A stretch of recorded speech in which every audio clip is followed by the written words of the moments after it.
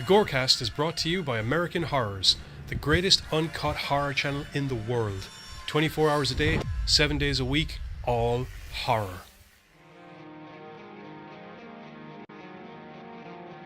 As well as the station of decapitation without your head. America's longest running horror channel, www.withoutyourhead.com. The following program is rated TV MAL. It contains strong language and is intended only for mature audiences. Viewer discretion advised.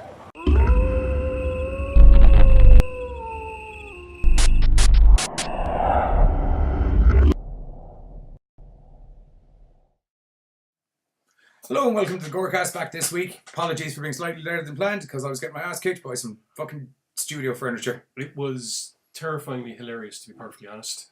I actually thought he was going to snap the table in half. Well, man versus man would always win. Yeah. So anyway, this week's show, we're going to be covering the Bermuda Triangle, that mysterious space of open advance in the west of the North Atlantic Ocean that stretches between Florida, Bermuda, and... 3 million square miles. Is it? What is it? Florida, Bermuda, and Costa Rica. It goes from Miami to Bermuda to Puerto Rico. Yeah. And it covers about 1 million square miles altogether. But see, the thing is that sometimes the dimensions and the size would change depending on who's reporting on it and where stuff is supposed to have gone. Yes, but where it starts, goes, and ends is still Miami, Bermuda, Costa Rica, but it's Puerto like Rico.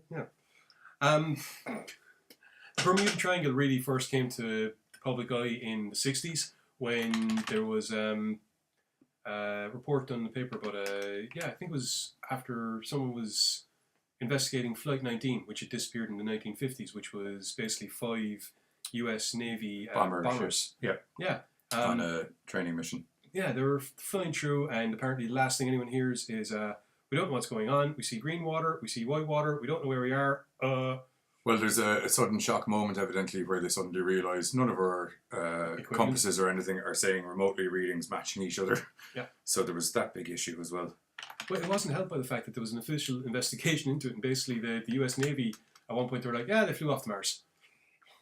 So, unfortunately, that kind of led people to kind of go, okay, so the Bermuda Triangle is a real thing, and stuff disappears all the time.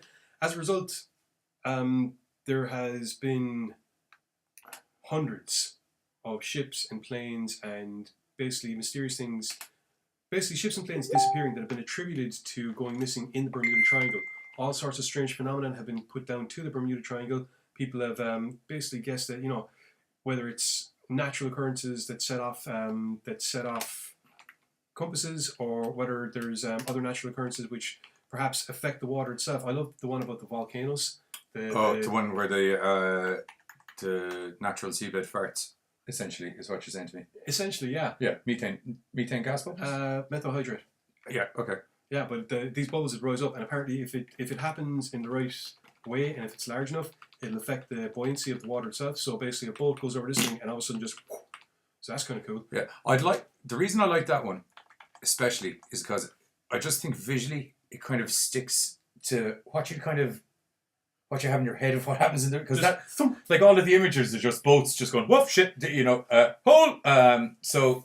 That'd be pretty cool. I also saw one of the more popular myth-busted ones, which seems to be the one that everyone's agreeing with now, is hexagonal air holes. Yeah, air bombs. The air bombs, yeah. So it's essentially, you could be sailing through the sea, perfectly happy, life is all grand, and all of a sudden there's this 170-mile tornado that'd rip any ship or plane or boat to shreds, and then would kind of fuck off, essentially, as quick as it showed up. Which also does kind of tie in to... the whole thing. They're both good theories. There's actually a couple other good natural ones, like the aliens. Okay. I said it during the recorded one, and I'm saying it during it now, because aliens have been tied into the Bermuda Triangle wholeheartedly. I was going to say the fact that there's like a Gulf Stream that passes through it, and the Gulf Stream is like really, really strong. Would you say that it's the same Gulf Stream that Dexter uses to dispose of his body? Is that exact same Gulf Stream? Yeah, probably. So are you saying that Mother Nature has been essentially serial killing thousands of people via ships and using the Gulf Stream to dissipate? Mother Nature has been trying to fight the virus of humanity since we first set foot on it. I'm going to do a virus of humanity counter, because that's got to be at least 7 episodes straight now where us as a virus of humanity is coming. I know. I'm sorry, I can't help it. It's okay. You're not wrong, which is why I don't give out to you about it the whole time, because you're not wrong. It's kind of coherently true. So anyway, we have natural explanations for the Bermuda Triangle, but we also have paranormal ones, and One of the more interesting ones was tied into perhaps it's actually lost technology from the city of Atlantis run amok. Now here's the weird one, right? There was a guy and basically he prophesied that evidence would be found linking the Bermuda Triangle to Atlantis. Yeah. And then by happenstance there was a piece of, it's like basically an underwater mountain for all the world that they called the Bimini Road. And Right. Okay, I like it so far. Good name. Kind of catchy. But the followers of this. It's a good T-shirt actually. Bimini Road. Yeah. I went to Bimini Road and all I got was his T-shirt and it flew maybe because you know it. I went to Bimini Road and my boat disappeared. I went to Bimini Road on my boat and all I came back with was this T-shirt. Yeah. Nice. Perfect. There we Okay. go. Cool.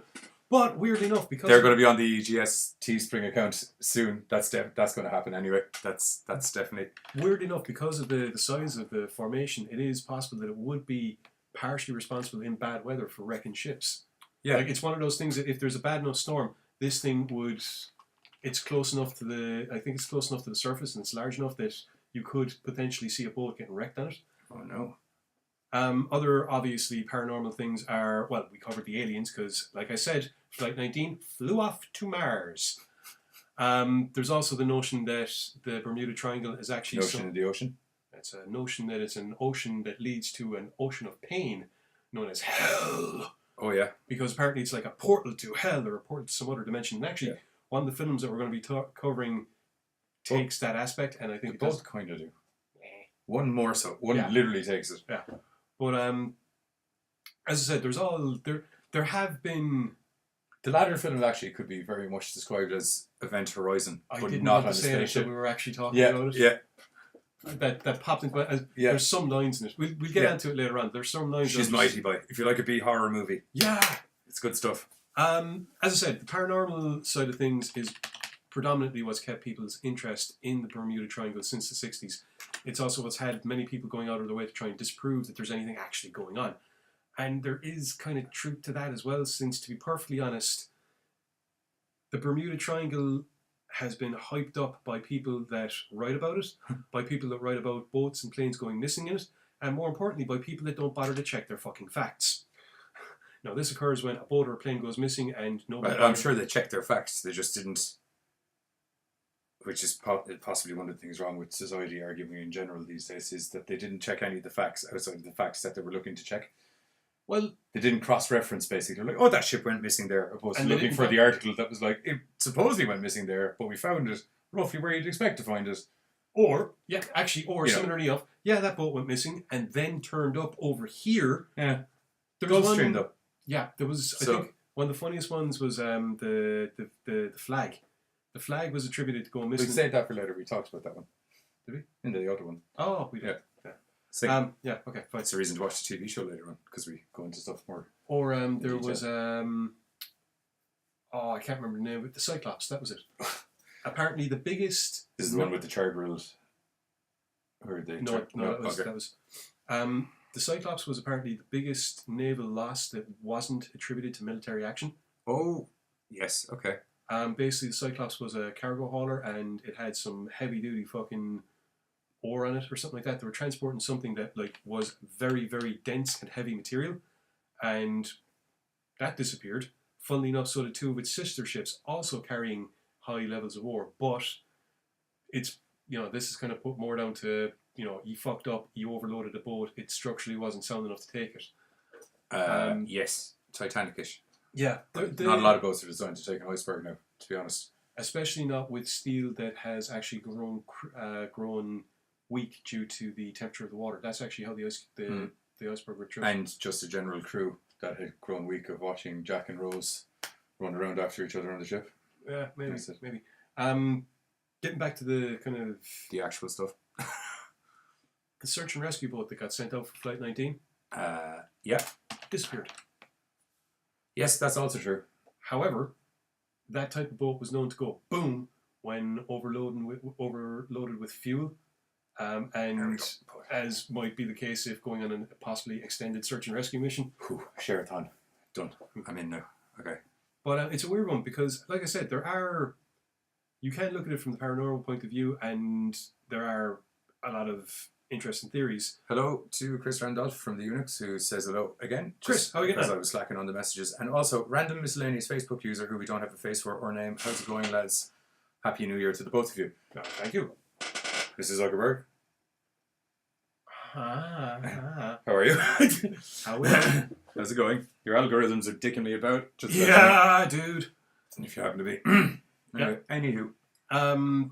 As I said, the Bermuda Triangle, because of the popularity, particularly in the 60s and 70s, took on a life of its own. And as a result, there are a lot of things that are attributed to it that aren't necessarily the case. There have been... Well, as you and I said, if between that time and up until the late 60s, early 70s, pretty much, if your boat went missing in that general side of the planet, Well, it was attributed down to the Bermuda Triangle, practically. Up until, to be fair, say late 80s, early 90s. The late 80s, early 90s. Yeah, because it would have only really gotten started like in the 60s and 70s. We were doing this at the same time. What's I going don't on there? know. But I'm in the triangle right now. It's all real. great Great Wi-Fi though. That's not Wi-Fi, dude. Well, it's You're got- picking up hell signals. Well, it's got to adapt with modern Times. technology, I suppose. Yeah. Some natural occurrence event you were. As a result, Two bars. as a result of the proclivity of the Bermuda Triangle for being known as a mysterious spot, it is, or it was at least, once again in the 80s and 90s, continuously used as a plot device in science fiction or supernatural shows. Or as a replicant device for other science fiction and supernatural shows. A replicant device? Well, because I can't talk about it. Okay. The movie that we said that was like Event Horizon. Ah, yes, I see. Is also like Event Horizon because Event Horizon is essentially the Bermuda Triangle happening in space. Yeah. Here you go. Yeah. Except it's not triangular. Personally, for me, old school episode of the Ghostbusters to go in to investigate it. And what's worse is, I think for some weird reason, Venkman's dad is there. That was it. He goes off for some, because he's like worse than Venkman. Like worse, like fucking harebrained schemes. He goes off and they get word he's missing, and Venkman's like, fuck him. I find that hard to believe. That he's worse than Venkman. That he's worse than Venkman. Oh yeah. Oh yeah. Like he's like a complete and utter bones to the like out and out snake oil salesman. Snake oil salesman. I love that term. Oh yeah, so do I. But the lads go investigating and trying to save him, and yep, sure enough, portal to hell. It's great fun. We're going to hear back. I find that hard for 1 second. that he's worse than Venkman. There we go. I have no way of speeding around that. Just has to happen. Anyway, portal to hell. You were saying? Yeah, it's a handy one to use for most people when it comes to stories because, as I said, it is something that blurs the lines between reality, fiction, what is and isn't possible, and to be perfectly honest, because of the confusing nature of a lot of the earlier reports on the Bermuda Triangle, it lends a certain amount of, I can't use the word credibility, but people, you say the Bermuda Triangle, people are inclined to go straight away, oh yeah, that fucking place. As opposed to some other places that you might mention and somebody going, that's a pile of shit, Yeah, well, it's universally well known. Do you know what I mean? It's been fucking people over since Columbus times. More specifically, Columbus. I don't think the Bermuda Triangle was responsible rough same area, them noting that their shit went magnetically wacky in relation to all their compasses, which would be a result of the magnetite. Not magnesite, as I researched. Magnetite? Right. It's a rock that is predominant around the area that happens to have high magnetic fields, thus making your compasses go bloop, bloop, bloop, bloop, bloop. Which back in Columbus times was quite essential because it was about the only thing, bar looking at the sun, that or they the had. stars. Or the stars. Both things. Sparkly things in the sky or doodly dee in the Was head. it sextant? Yeah. Sextant? No, that's the new app. This is why I'm not allowed near technology. Yeah, that would be true. Yeah. Back on track. Sorry, I forgot the Twitter. That's grand. Anyway, in researching for the Bermuda Triangle, we decided to take a look at a few different films. Well, to be fair, Two two different films. Because there was a few there, but we said we kind of stick with some of the more modern takes, just because the two of us Just for the sake of your enjoyment. Yeah. We failed on one of them because it's terrible. I know, and that was the worst. Like that was the weirdest thing. The two of us were thinking the exact same thing. We'd both seen this film, yet neither one of us could remember it. And to be perfectly honest, that should have been our first bad sign, I think. Yeah, the last movie that happened to me was Black Christmas, the remake, where I went in and I watched it, and then when I came out, all of the information I knew about it was based on that I had seen the original. Nothing from the actual remake resonated with me. It was actually a record in my brain for like fastest erasal of any cinematic delight. It was about 35 seconds. I had made it out of the cinema. My mate was like, "What do you think of it?" Actually, I know there was birds in the house, and a guy showed up at Christmas, and he's basically slaughtering the birds. But all of that, I'm pretty sure I knew going in. Unfortunately, the first one we were about to review kind of ends up happening like that. I mean, we were fighting to remember the details of it, which is hilarious because the details repeat themselves ad nauseum at times. But it's kind of the crux of the story. It is, yeah. Was it 2009? Yeah, 2009's The Triangle. Basically, tells the story of a group of people going out on a yacht. The yacht runs into a storm. They get capsized. They see a big ocean liner. They manage to wave it down. They get on board. They find no one. Just to clarify, one of the women on the yacht shouldn't be going anywhere. She needs help. Oh, yeah, just to clarify. No. They get onto the ocean liner. Then someone arrives on, and they all start dying. And then everything repeats itself because time loop. And we get more details of the story, which predominantly follows. It's Jess is her name, isn't it? Jess, yes. Yeah. Predominantly I will follows. double check that now in a moment. I appear to have jam on my phone. Oh, okay. It's jammed. Yeah. Strawberry jam? Cyber jam. Lone Star. Sorry, it's baseballs. They're awesome. But anyway, there we go. I was wondering where it's sticky. The details, like I said, they kind of go around in a circle because the whole point of this film is that it's paradox. Somebody is trapped in a cycle of events, and we're given like clues to all of this pretty early on. The name of the boat they're getting on is the Aeolus.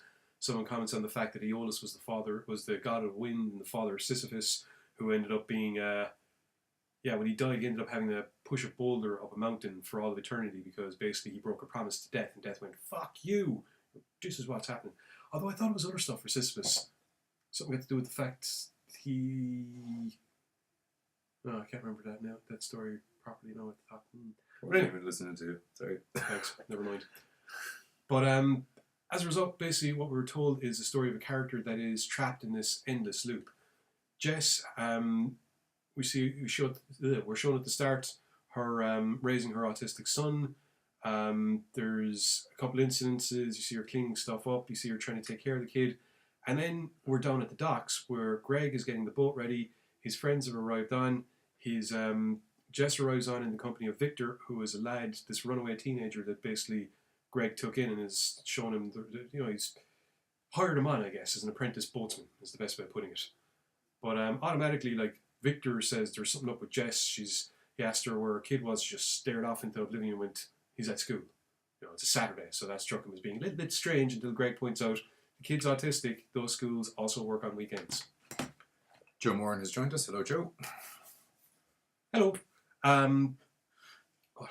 It's so chirpy would be the word. Anyway, Jess is a mad bitch. Yeah, she actually is. They get hit by the storm. The storm is actually, it's kind of cool the way they do it because they get... It's very hexagonal air pockety. There's that. Yeah. I was going to say it's kind of cool because they tried to radio the Coast Guard to kind of go, there's a big ass storm, we're in the middle of it. Help! They're like, nope. There's a big ass storm, we're not going out there. Yeah. But then they also start picking up this distress call. Greg tries to get her to call back. It doesn't really work out. Mm. They get hit by the storm. It's fucking... The boats are rocking. Yeah. Heather, who is another chick on the boat and was brought along by the married couple to try and set up with Greg. Yeah.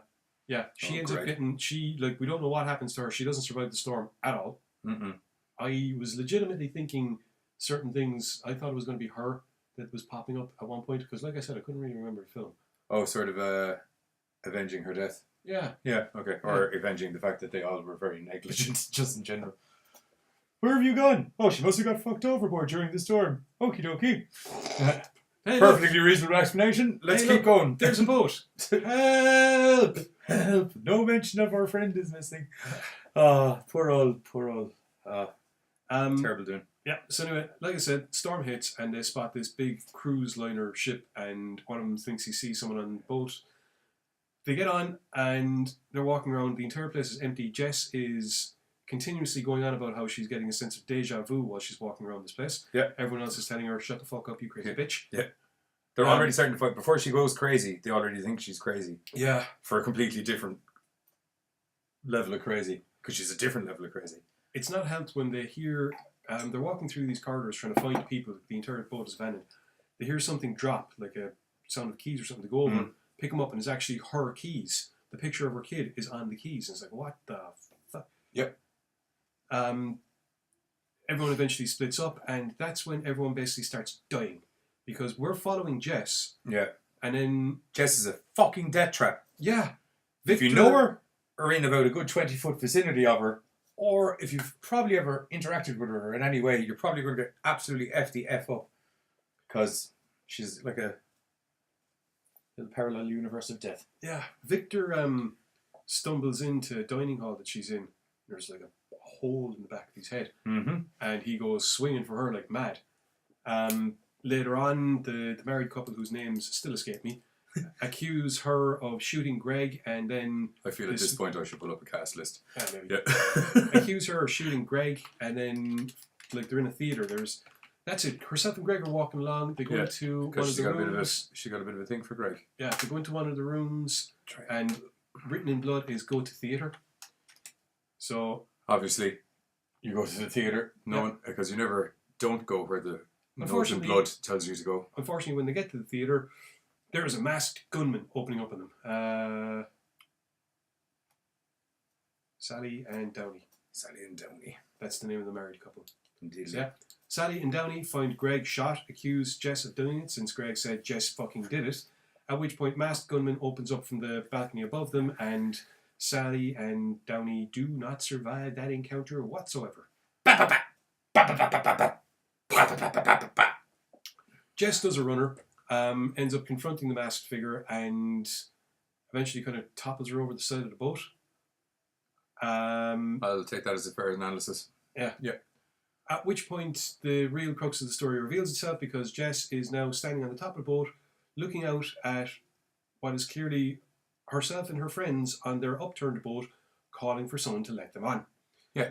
Like, she's looking back in time to when they were looking to get on the boat. Well, somebody said that they spotted, Victor said he saw someone on the boat. So you realise then that it's actually her looking at herself that Victor saw. Mm-hmm. Because that's where she starts getting crazy. Yeah. You soon realise that Jess is trapped in a time loop, and there's no real rules for this time loop because... Like a really bad Groundhog's Day.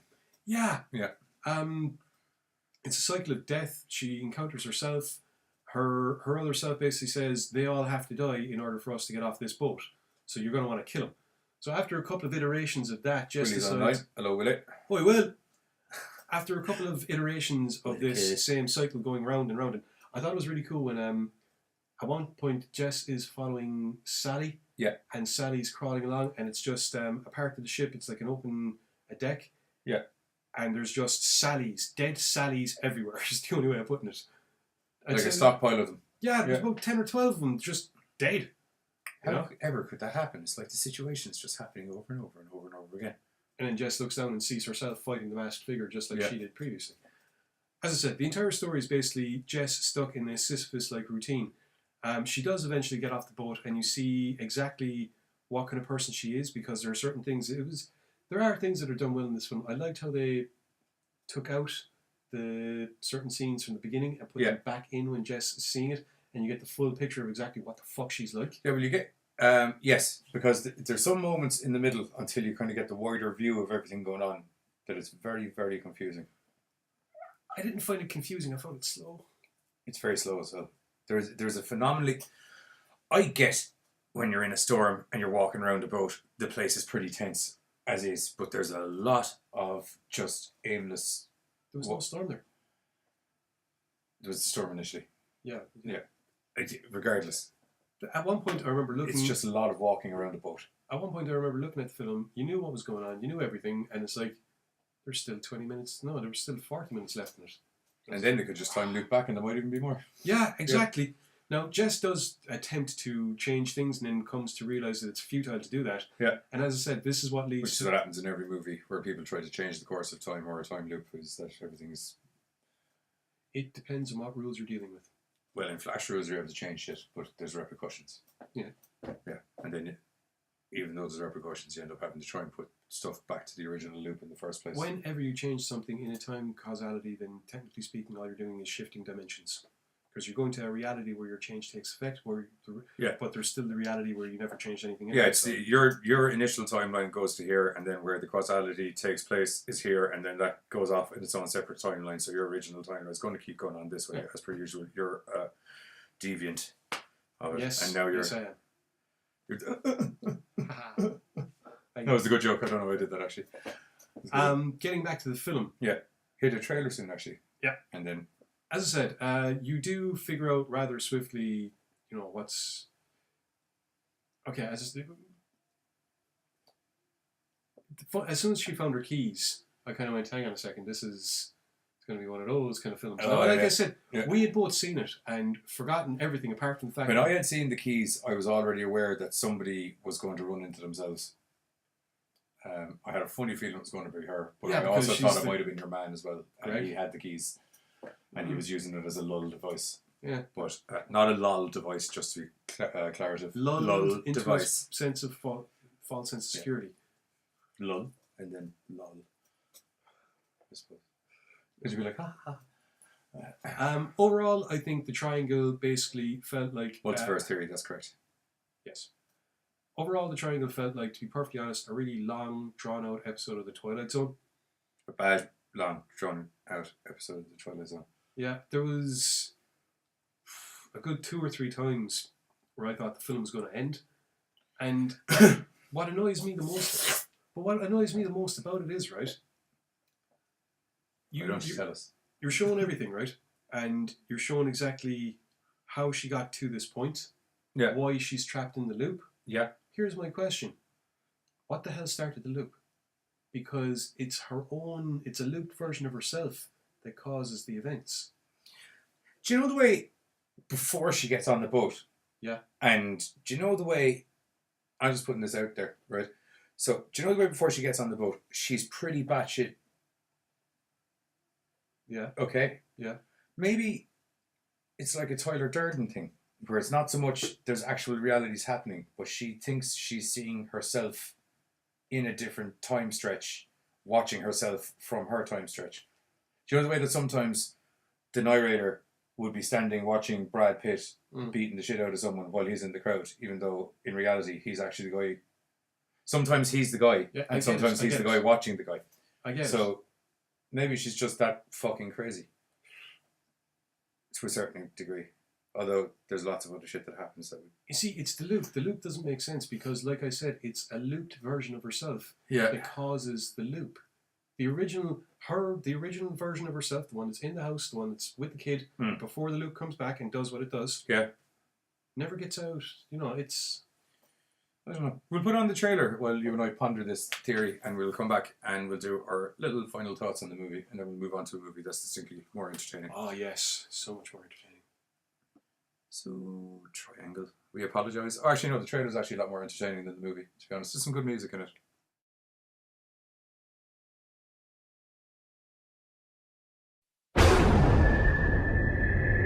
You know what I do when I have a bad dream? I close my eyes and I think of something nice. So let's go sailing.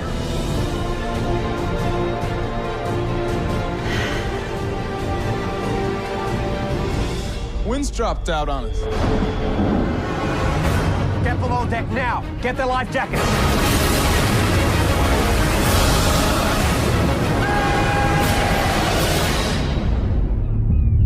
Oh, thank God. Hello? Where's everybody? You enter a place you have never been. I recognize this corridor. Everything you see, you have seen before.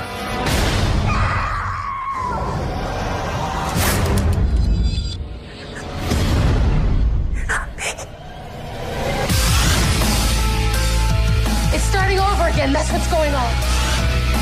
Everything that happened to you before. He's dead! Change the pattern. We changed the pattern and we're not trapped. Who are you?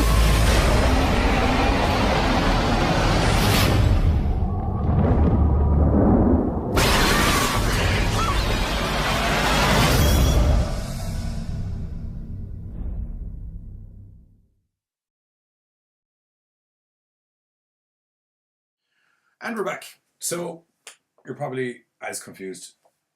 Trailers, you could have actually told the whole movie in the trailer. Considering the way most fucking trailers are nowadays, Yeah. that's what they kind of do. Did you see, sorry, a little bit off topic. There's a new film with Liam Neeson, right? Oh, He's yeah. on a train, okay? Oh, yeah. And his family, someone else's shit's been kidnapped. My point is the entire film is played out in the trailer. Yeah, probably. Anyway. You know there'll be some awesome line that isn't in the trailer. They're not my family, but I will find you, and I will kill you for the nominal fee that your man's offering me. Anyway, getting back to the triangle, like I said, the entire thing pretty much feels like a drawn-out episode of The Twilight Zone, and the entire thing is quite possible to... some interaction from the studio audience there. That's good. Oh, cool. The other thing being that you could realistically just watch the first half an hour of this film, then rewind 20 minutes and watch the same 20 minutes of this film over and over again, then fast forward to the last 5 minutes of the film and watch the same film. okay, when you have a paradox, regardless, there's always cause and effect, and then effect relates back to cause, right? Yeah. The problem I have with this Yes. film is there's never a cause. That's also true. Yeah. It's only ever... The way the film works is it's only ever effect. Yeah, never you don't have realise until you any- get to the end of the film that the end of the whole film starts from the middle of the story. There's no actual Yeah. cause. It's all effect. I All the way feel through. that that's actually a plot hole that they didn't think through, to be honest. That they were kind of like, if I know what they this were, certain person hang on. is back, we won't say why, just in case you decide to go watch I this. know what they were trying to do, and the whole point being that, you know, she sees the error. She sees the error in some of her actions before, and she tries to change them, and it just goes horribly, horribly wrong. Yeah. But you still have no initiating incident because of the way that the loop goes. Jared, I'm going to bastardise this. Sorry, Jared Kamarasana. I'm assuming the meh is In your relation to viewer the rating triangle. of the movie, Or us. or your viewer rating of our review of the movie. Meh. Which, if you want to make them both parallel, rewind 20 minutes into this conversation, then watch the same 20 minutes again, then rewind back to the start and watch the first 5 minutes, and then rewind to right about now and watch the next 35 minutes. And then it'll pretty much be in the same order as Triangle. Except that one of us won't be real and will be from a multiverse. Anyway, That's moving on it. to the next one. Moving on to the next movie, thank God. A Next movie. breath of fracking fresh air. Yeah. Well, not so much fresh air, because it was very similar to another movie, but It was done very... one was in the sea known as space, and one was in the sea known as the sea. When you're watching a film, right, that you are fully aware, was made as a Sci-Fi Channel TV movie, okay? You're willing to Was it a accept... Sci-Fi Channel TV movie? Yeah. So automatically you're willing Got to... Judd Nelson in a Sci-Fi Channel TV Dude, movie. this is what I was getting to. Okay. Automatically you're willing to accept certain things. Yeah. Then you see Judd Nelson, Lance Henriksen, Mark fucking Yeah. Shepard. Can I say Joe Coburn. impeccable acting? Like, I think it's great. the impeccable acting, what, from everyone? For most of them, yeah. I just thought it was like, The reporters were a little bit annoying. yes, that's But- true. Blondie one, not so much. The other one was right. Yeah, but yeah. But she was just a dialogue filling plot device. Really, do you know what I mean? Basically, the story of The Last Voyage is in 1972. Judd Nelson's character, whose name escapes me right now, is a kid, young boy. His father I and his feel at this new, point I'll pull up the cast listing. his father and his new stepmother are about to go on this cruise, and he's none too happy with it. Says she's not my mother, blah blah blah. Storms off with the grandmother. The ship itself would disappear in the Bermuda Triangle in the middle of like this fucking mad storm type thing, and then mysteriously in present day, which I guess is 2001. Aaron Roberts. 2005. It's Judd Nelson. Yeah. Other way around. Judd Nelson is Aaron Roberts. Yes. Yeah. Yes, that's true. Sorry, now I just want to check if I'm right. It is 2001. 2001. Yeah. So in 2001, the boat reappears again. Now, we see Aaron is already fixated on... He works for like a paranormal investigation group. The boy Evan Quaid, Evan Quaid. and Steve Henniger. I meant to, I don't know what happened there. Evan Well, lads, Quaid how are you and getting Steve and Henniger. Welcome. But yeah, Aaron is basically a paranormal researcher, and he is somewhat fixated with the Bermuda Triangle, more specifically with the disappearance of the cruise ship that his father and stepmother was on. More specifically, the disappearance of his father and stepmother. I think the father was probably the one that really caught him. Yeah. Now, he's in the middle of dictating notes on this thing, and he's kind of cocking up the end of it.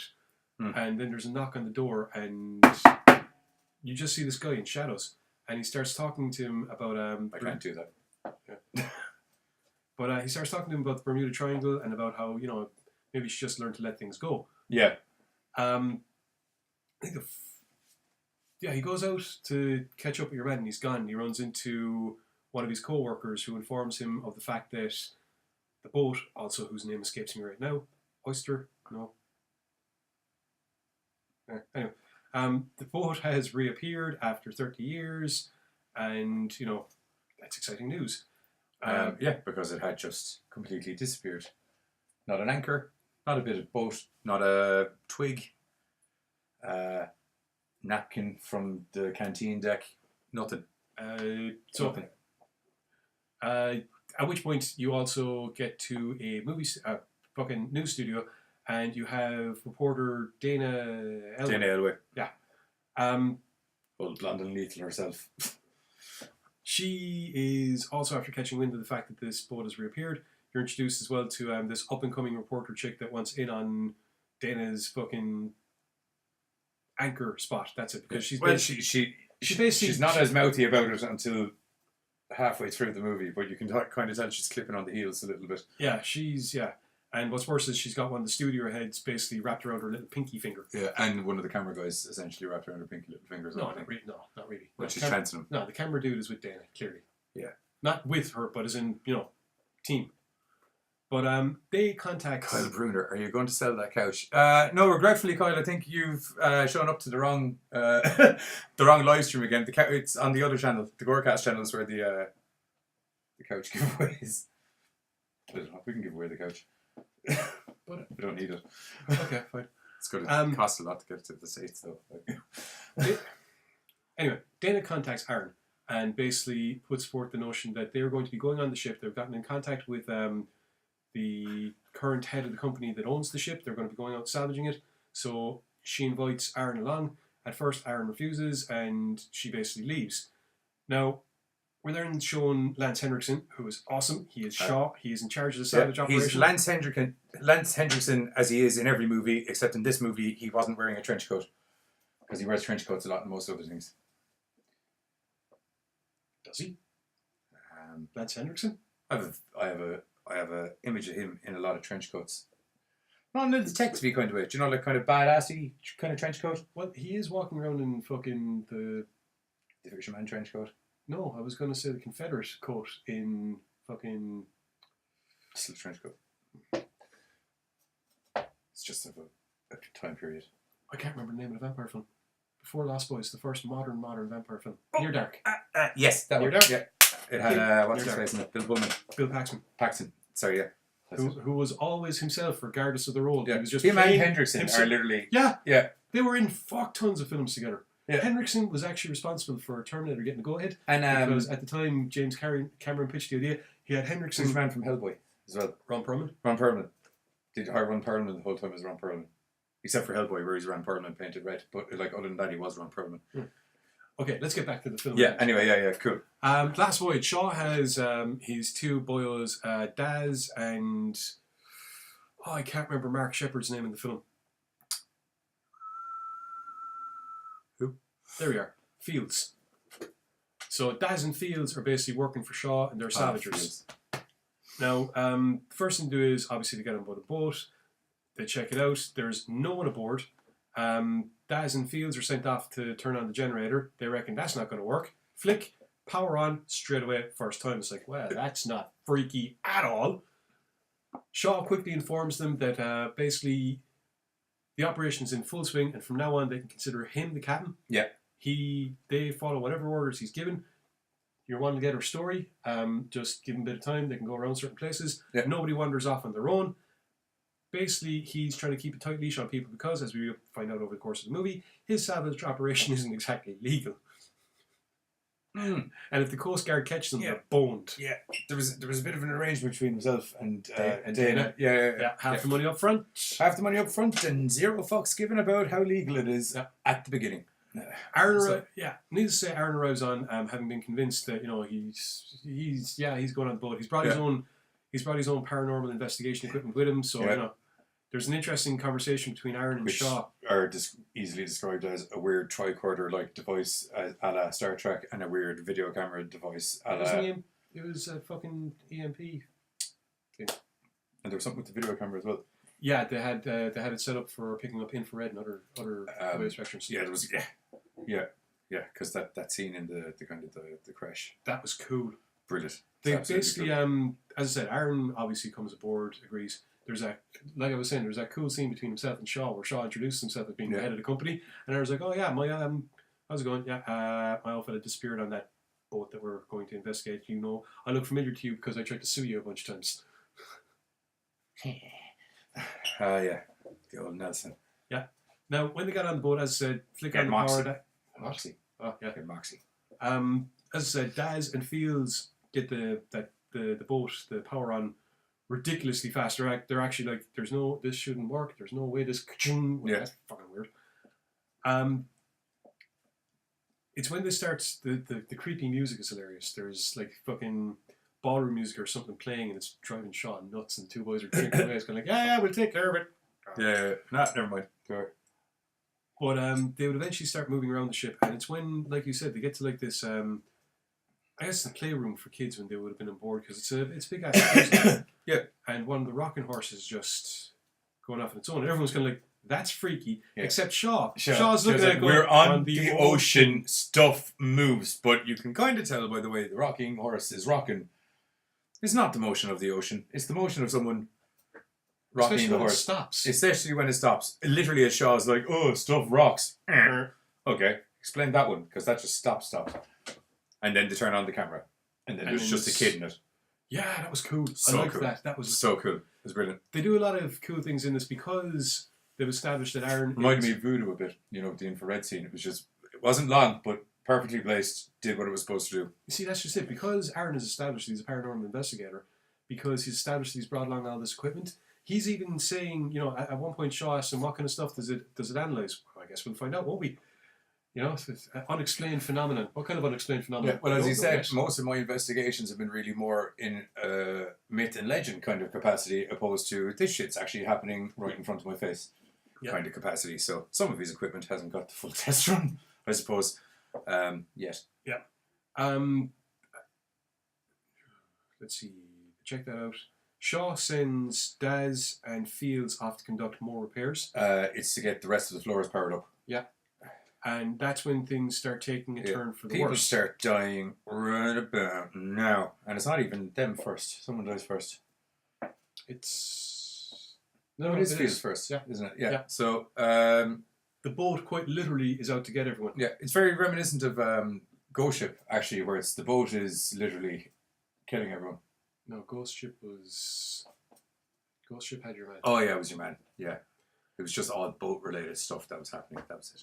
Now, once the first death happens, people are naturally freaked out. Yeah. Especially Daz, because Daz is like, you know what, we need to get off this boat, let's contact the Coast Guard. It gets worse, of course, because there's a storm that's like, after rolling It's in. kind of a running theme with most of these movies. No, we can come get you, but we're probably not going to because there's a storm coming. See, they got dropped off by boat, so they contact the boat to come get them, to which your man goes, it's going to be like 2 or 3 hours. We need to refuel, blah, blah, blah. I thought it was great. They're currently checking their radar where there's this massive wall of something moving at them that is estimated to be there in about, coincidentally, 2 to 3 hours. So... Your man's like, do you know we can't go out there, there's a storm. To which Daz is kind of like, we're really? in a storm. You don't say. Very good. Everything is explained quickly. Fucking everyone is put on point to the fact that this is an illegal fucking operation because Daz is just like, I'm getting off this boat. But unfortunately, as we've established after Fields, is the slippery slope where there's a lot of cast there that need to get done. Now, it's at this point that we are obviously going to draw comparisons with one of our favoured ghost ship films, Event Horizon. Event Horizon. Because at one point they're trying to figure out exactly what the fuck is going on aboard the ship. Yeah. And Aaron comes up with this theory, well, we're in the Bermuda Triangle, a lot of creepy things happen here. People have suspected that it's like a gate to hell. What if it ends? What if this big metal object has ended up being like a storage conduit for evil energy, and now the evil energy wants to get back to where it's supposed to be, and it's all entrapped on the ship, so we're essentially living on a big massive ship of death that wants to kill us all and making us see things that aren't there, that make us die exponentially faster than we would ordinarily out in the real world. Of course, Shaw's like, you're a mad bastard. I want my You're a crazy cunt. money. You're a crazy cunt. Why don't you two go off looking? Oh yeah. Also, the camera guy is getting chatted up by the understudy to the co-host, where she's like, she's fucked up and people have fucking died and all of this fucking shit, and you are going to back me up and we are going to get her done in, and then I will take over and you're going to be my cameraman. It's a great plan. At which point he's like, hi guys. And then it turns out everyone's there and she gets all huffy. She's like, I'm going to go shoot my own documentary and I'll screw you guys. I'm going to shoot my own documentary and I'm going to go off and I'm going to be famous. So needless to say, she's dead. She goes off. Shit happens. You don't really see what happens to her, actually. You just see a thing show up. Yeah, you don't see what happens to her, but she is, an undead version of her is used to whack another member of the... Two. Did she take out two? Two. Camera guy and Shaw. No, Shaw was taken out by... No. I thought he was on the... I'll put money on it. I'm not going to lie, okay? I watched The Last Voyage straight after watching The Triangle, and while The Last Voyage was far more entertaining, I unfortunately was a very sleepy Giz. So by the end of the film, I'm like, Steve O'Donnell, hello. You don't know. Hello. I still say hello. Indeed. By the end of the film, my eyes were kind of like, not because it was a bad film, just because I was genuinely tired. And I'm like, and I kind of blinked, I think, when stuff happened. Which I thought he was on the prow of the ship. And No, he's on the bow of the ship. Can I, just due to the way we're doing this review still, can I clarify what actually happened when we get to that section of the story instead of me jumping to the end, if that's okay? I can do it now. Yeah. Okay, he's on the bow of the ship. There's all the ghosts surrounding the ship. Yeah. One of the ghosts flies through him and he kind of goes, "Ah!" and falls to the ground, and then evil bitch Spectre shows up and sucks the soul right out. I remembered seeing that. Needless to say, as we've established now, there's a lot of ghosts around the ship at some stage. Yeah. I must have blinked when she was on screen. Yeah, it's very quick. She's quite effective at sucking soul, actually, although I'd imagine that is reflective of how she was in the real world, because she worked her way up that ladder. Lickety-split. And she wasn't shy about telling people how she worked her way up that ladder. No. It used to be, my jaw goddamn hurt working my way up this ladder, pretty much. Am I wrong? Am I wrong? Am I not? If you've seen the movie, back me up. And if you haven't seen the movie, watch the movie, mail us afterwards, because there's a point in the movie where, not literally that bluntly, but she pretty much, I skied my way to the top. Like that kind of thing. That's it. Although the blondie one might have done that as well. I kind of get that impression. Although people can be bitchy when people are headed them up the ladder and we don't have any actual clarification. It's just your one has run on the assumption that that's... I've got way too much into the very, very small subplot section. Yeah, that's much, it. Yeah, okay. Yeah, as I said, The Last Voyage it's a nice, cheesy... Well, it's not even cheesy, actually. It's not. I actually really enjoyed it. Yeah, it's like Event Horizon. Because it was the first for me, actually. I didn't know this existed. Last Voyage, yeah. Last Voyage. Yeah, and it's actually up on YouTube. Yeah, although you should probably go rent it. If you can find it. If you can find it. Actually, that's true. I couldn't find it on Amazon or anything. This is kind of my point. It's on YouTube. Will I just put the link in the... Just put the link in the messages. It is, like, if you're up for watching, like, if you want to watch paranormal boat fucking... Paranormal boat fucking? Is that what I heard there? No, you did not, you mad bastard. Then The Last Voyage is definitely worth a watch. As I said, the cast, that's what had me. I was shocked at the cast. I'm looking at it kind of going, Judd Nelson, Lance Henriksen, Mark Shepard. Yeah, well, you said B-movie initially, and I was like, I'm in, because B-movie. Anyone who hasn't watched the Gorecast from start to finish will know that Johnny D is a big fan of the B. I thought that was very well done. Yeah.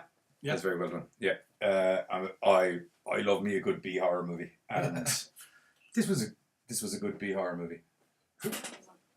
It is on Amazon? It's not. No. Huh. Or perhaps it might be a remake of that. Because Oh, that what was year also is that? called The Last Voyage. I don't know, but judging by the cover art, I'd say 50s. Sorry, we have... Studio audience. Yeah, they're being helpful. I'll tell you what, while we source out this, we will do the trailer and then we'll finish off the end of the story or opinions. Although we're kind of finished off the end of the story. We'll give the rest of our opinions and we'll clarify this. Because I couldn't find it yesterday. Last Voyage trailer.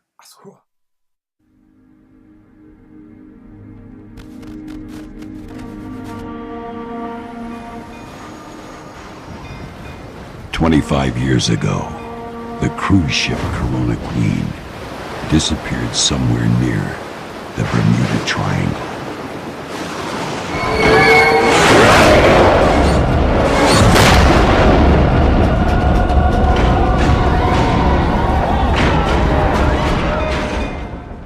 It has returned. I just heard on the radio, the Coast Guard is reporting that a fishing boat found it. Found what? The Corona Queen. 7 people are about to discover the truth.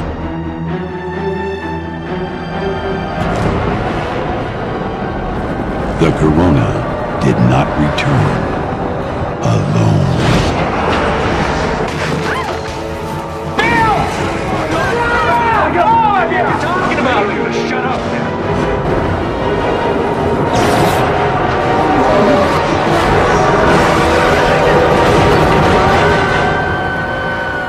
Lost Voyage. I think this ship is haunted.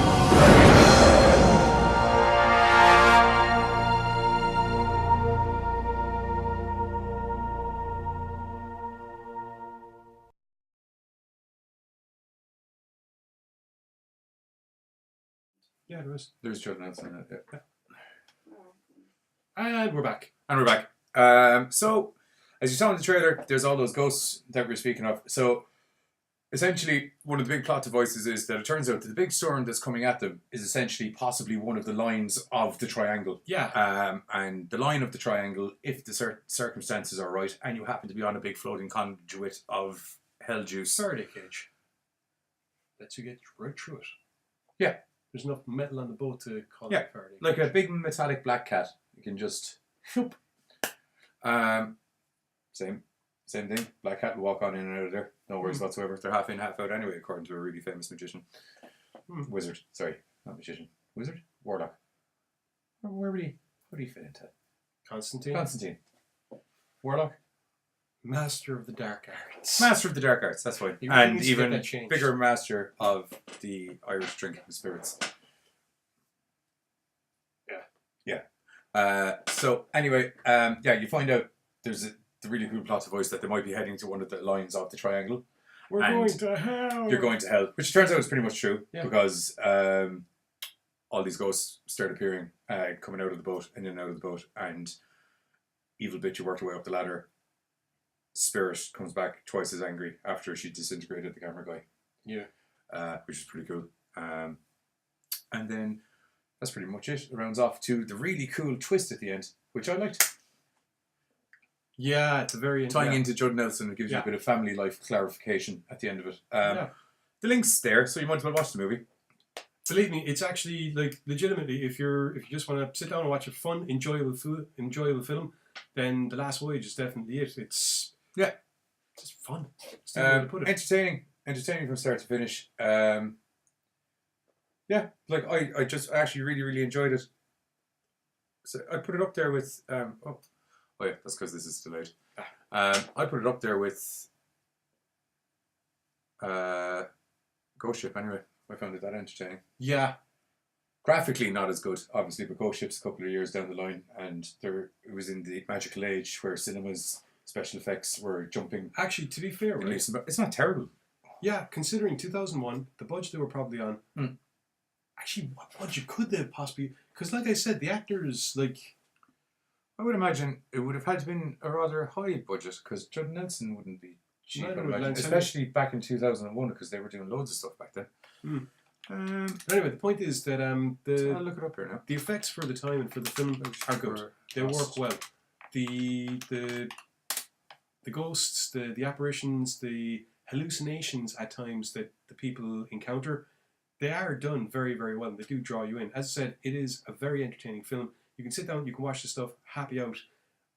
You won't find yourself going, come on, come on, come on, because it's a fairly fast-paced story. When it gets, maybe 5 minutes worth of come on, and then boom, and you're straight in. Corona Queen, that was the name of the boat. Corona Queen, yeah. It was done for the Sci-Fi Channel, so I can't find a specific budget, but if it's done for the Sci-Fi Channel, it's safe to assume it's probably in the 60 grand mark, something like that. It wouldn't be anything crazy, because I saw in a couple of the reviews there the budget's constraints are glaringly obvious at certain points, i.e. when all the ghosts are swinging around the ship was pretty naff. You're looking at that now in 2018. Yeah, yes, I will give it that. I'd give it like a 3.5 on the NAFO meter, opposed to like that's the thing now, the NAFO meter. Oh dear. Yeah, I'd give it like a 3.5 on the NAFO meter for just shitty special effects, but that it's literally only the boat scene I thought the ghosts were a bit naff. Like when your man disintegrates and everything was pretty nifty. Yeah. There was some nice There's some nice stuff, but even the bit at the end graphically, it fit in with the kind of the overall look of the film. Yeah, so yeah, it was really enjoyable. So I think that's us nearly at the end of the show. Yeah. Before we finish off, the only thing I'd like to say is there's 3 movies about the Bermuda Triangle apparently in the works. I'm not going to lie, I can't remember the details for 2 of them, but I do know the third one is Sam Raimi. Oh, I'm fucking in. I'm fucking in. So the only question is, well, exactly what kind of a story is it going to be? Are we going to get something back in time whereby it's a I'm going back in time. Back in time. But an old-timey ship disappears coming back, or it's Sam Raimi, so one can only imagine that it'd be a lot of fast-moving camera angles, fucking jump scares. I could actually, it being Sam Raimi, yeah, I was going to say, I could see it, if it being Sam Raimi, I could see it going more up this route. Supernatural route. They're probably heading towards the triangle. The triangle's the portal to hell. The boat transcends from one place to the other. Yeah. Insert Evil Dead-esque hag, witches and horrible ghosty ghouly things like that going on outside. Not unlike the alarm outside in the studio now. Yeah. Actually, the another thing about it, the writers for Prince of Persia, the film, they're working on one of them. Okay. That'd be pretty good. Because Prince of Persia, the storyline is a bit loose, but visually I quite enjoy it. Yeah. Well, you see, they're working on the story, so I don't know if they'll be working on the visual aspect of it. Once again, because of the Bermuda Triangle's notoriety and because it is propagated mainly by stories, one can only imagine that the future of films when it comes to the Bermuda Triangle will only be, well, quite frankly, as outlandish as they can possibly get, because there's so much that they can fucking go with. I mean, like I said, Ghostbusters, back in the 80s cartoon, they had it being a full-on mouth to hell and fucking all kinds of ghosts and demons and stuff. Yeah. I could totally see Sam Raimi following along those lines. I think we'll round it off out there. Yeah. So, Bermuda Triangle, it's technically been busted, but do you believe it's busted? That's the story. I probably do, because both of the kind of valid scientific reasoning behind it, I'm pretty... Yeah. It's not so much... both, if you think of it this way, to try and keep the myth alive a little bit, both of the things that they've kind of used as an explanation, it's not like they've busted the Bermuda Triangle. They've busted it's a portal to another dimension, but they haven't busted the Bermuda Triangle. They've just clarified, they've just more clarified what happens, if you get me. Because that's still a scary thing. You could just be sailing through that area and all of a sudden a fucking 170-mile tornado just both gone, and then poof, tornado disappears. Or a bubble comes up or from just, underneath water, the seabed farts, and then plop, and your ship just goes hot. Or a tsunami hits, or there's just a tsunami. But and all of a sudden you're slapped off the Bimini Road. You're slapped off the Bimini Road, and then it's just literally, I went to the Bimini Road on my boat, and all I came back with was this t-shirt. Available on Gorecast and EGS Teespring as of tomorrow. Fast. Let me think about, man. Okay, so on the last and final note, so the reason that myself and Giz have been so up on the knowledge of the Bermuda Triangle is because myself and him went travelling through the Bermuda Triangle earlier in the week in an investigation for American horrors in relation to what goes on within the Bermuda Triangle, where our episode of that will be on American horrors at about 2:30 in the morning our time over here, and 8:30 at night in the Americas Central Time. So we have some video evidence of us being in the Bermuda Triangle. So you're going to see a black screen for about a half a second, and then you're going to see myself and Giz's in-depth documentary of how the Bermuda Triangle works. Come in.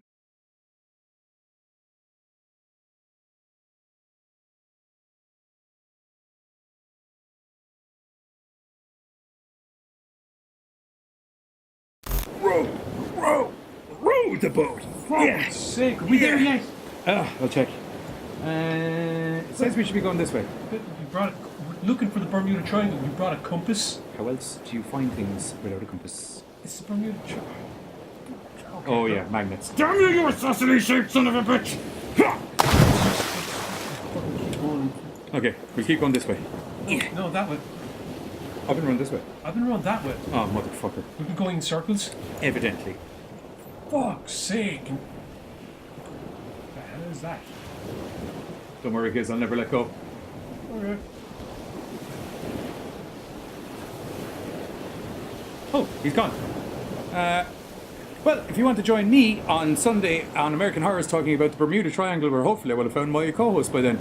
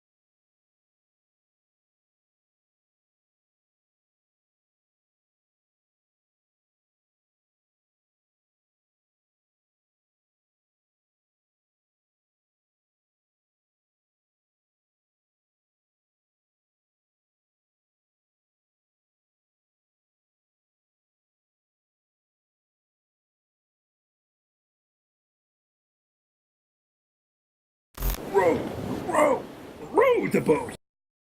Row the boat. Fuck's sake, are we there yet? I'll check. It says we should be going this way. You brought we're looking for the Bermuda Triangle. You brought a compass. How else do you find things without a compass? It's the Bermuda Triangle. Oh yeah, magnets. Damn you, you assassinate son of a bitch! Okay, we'll keep going this way. No, that way. I've been running this way. I've been around that way. Oh, motherfucker. We've been going in circles. Evidently. Fuck's sake. What the hell is that? Don't worry, Giz, I'll never let go. Alright. Oh, he's gone. Well, if you want to join me on Sunday on American Horrors talking about the Bermuda Triangle, where hopefully I will have found my co-host by then.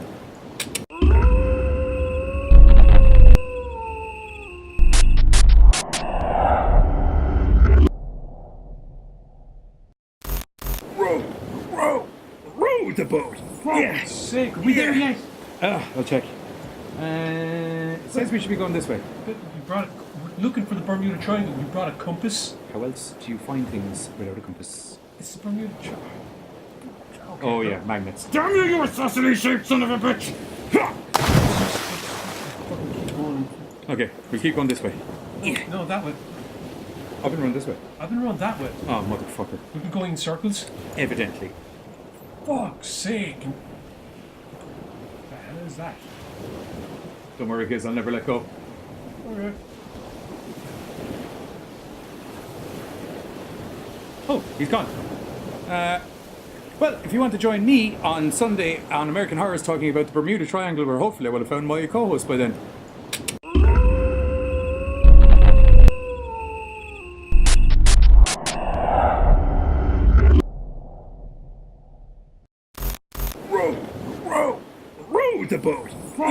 sake, are we there yet? I'll check. It says we should be going this way. But you brought it, we're looking for the Bermuda Triangle. You brought a compass. How else do you find things without a compass? It's the Bermuda Triangle. Okay, Oh yeah, magnets. Damn you, you assassinate-shaped son of a bitch! Okay, we'll keep going this way. No, that way. I've been running this way. I've been around that way. Oh, motherfucker. We've been going in circles. Evidently. Fuck's sake. What the hell is that? Don't worry, kids, I'll never let go. Alright. Oh, he's gone. Well, if you want to join me on Sunday on American Horrors talking about the Bermuda Triangle, where hopefully I will have found my co-host by then,